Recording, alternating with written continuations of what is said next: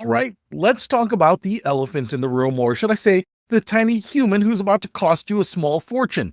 Welcome to your financial reality check. And don't worry, I'm going to ease you into this gently.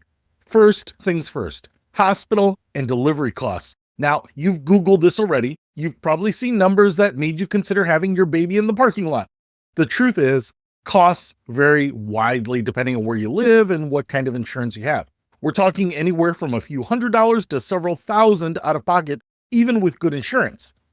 Here's what I wish someone had told me. Call your insurance company now, not when you're in labor. Ask them specifically what your out-of-pocket maximum is for maternity care. Get it in writing if you can. And here's a pro tip. If you are planning to have this baby next year, max out your health savings account this year if you have one. Future you will thank present you next year. Now, let's talk about what happens after you bring this little money vacuum home. And yes, I'm calling your precious bundle of joy a money vacuum with love, because that's essentially what they are for the first few years. Diapers alone will run you about $60 to $80 a month. And before you think, well, I'll just use cloth diapers to save money, let me tell you about the hidden costs. That special detergent, the extra water bill, the time you're spending washing them when you can barely find time to shower. Sometimes the cheaper option isn't actually cheaper when you factor in your sanity.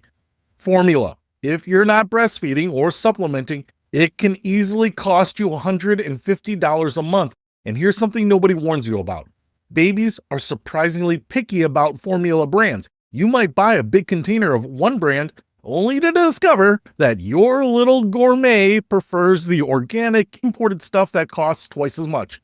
They might just be a foodie at heart. Then there's childcare, which is where things get really fun. If you're planning to go back to work, you're looking at anywhere from $800 to $2,000 a month, depending on where you live. In some cities, good daycare costs more than college tuition. Let that sink in for a moment. I live in the Chicago suburbs, nothing special, and I can tell you that daycare around here is anywhere from $1,300 to $1,800 a month. But here's the thing, and this is important. You don't need to have all this money sitting in your bank account right now. What you need is a plan.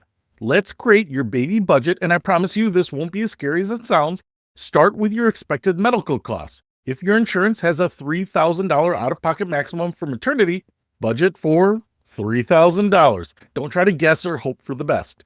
For monthly expenses, here's a realistic breakdown.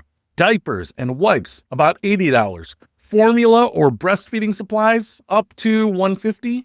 Baby food, once they start eating solids, around $40. Clothing, because they grow faster than weeds, about $30 a month.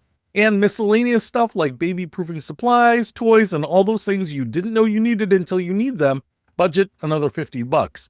That's about $350 a month for the basics. Now, I know what some of you are thinking. That doesn't sound too bad. But remember, this is on top of potentially reduced income if you're taking unpaid leave, and it doesn't include childcare or bigger purchases like car seats and cribs. Here's my approach to building your baby fund. Figure out how much time you have and divide your estimated costs by the number of months. If you need $3,000 for medical costs and you have 6 months to save, that's $500 a month. If that sounds impossible, don't panic. We're going to talk about ways to reduce these costs significantly. The key is starting now, while you still have energy to think clearly and before you're making financial decisions while running on 2 hours of sleep and wondering if that stain on your shirt is baby food or something worse. Look, I'm not trying to scare you. Having a baby is one of the most amazing experiences you'll ever have, but it's also expensive, and pretending that it's not doesn't help anyone. The good news is that with a little planning and some smart strategies, you can absolutely afford this without going into debt or eating ramen for a year. Now, in our next module, we're going to talk about how to get everything you need without paying full price for any of it. Because here's a secret the baby industry doesn't want you to know. Your baby doesn't care if their onesie came from Target or a high-end boutique. They're going to spit up on it either way.